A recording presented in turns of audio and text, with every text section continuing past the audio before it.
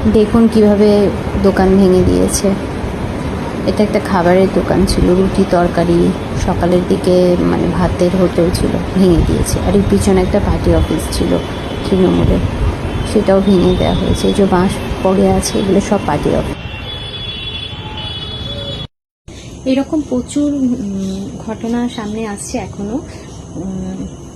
এগুলোকে একটা সুস্থ মস্তিষ্কের মানুষ হিসেবে এগুলোকে কখনোই সমর্থন করা উচিত না, একদমই সমর্থন করি না এগুলোকে, একদম এগুলো ঠিক নয়।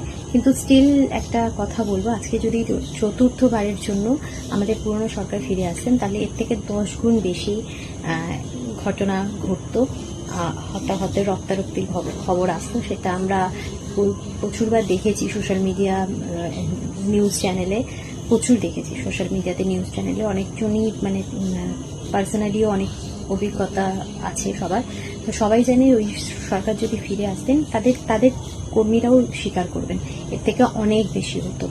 কিন্তু তাও আমি সবাইকে বলবো, হিংসা ছড়ানো থেকে নিজেকে বিরত রাখুন। হিংসা ছড়াবেন না প্লিজ, নিজেদেরকে ঠিক রাখুন, সুস্থভাবে রাখুন, কারোর ক্ষতি না করাই ভালো। আমাদের প্রেজেন্ট সরকারকে মানে এখন দেখছি তারা পাড়ায় পাড়ায় মাইকিং করে হিংসা ছড়াতে বারণ করছেন। যারা ক্লাব দখল করেছেন বিজেপির দলেরই ছেলেরা, তারা নিজেদের দলকে বলছে না এরকম মানে ক্লাব দখল বা পার্টি অফিস দখল করেছে, তাদেরকে পার্টি অফিস বা ক্লাব ফিরিয়ে দেওয়া হচ্ছে। এমনকি তাদের পতাকা হয়তো খুলে দিয়ে বিজেপির পতাকা লাগানো হয়েছে, তারা আবার তাদের পতাকা তুলে লাগিয়েও দিচ্ছে। এইসব জিনিসগুলো হচ্ছে।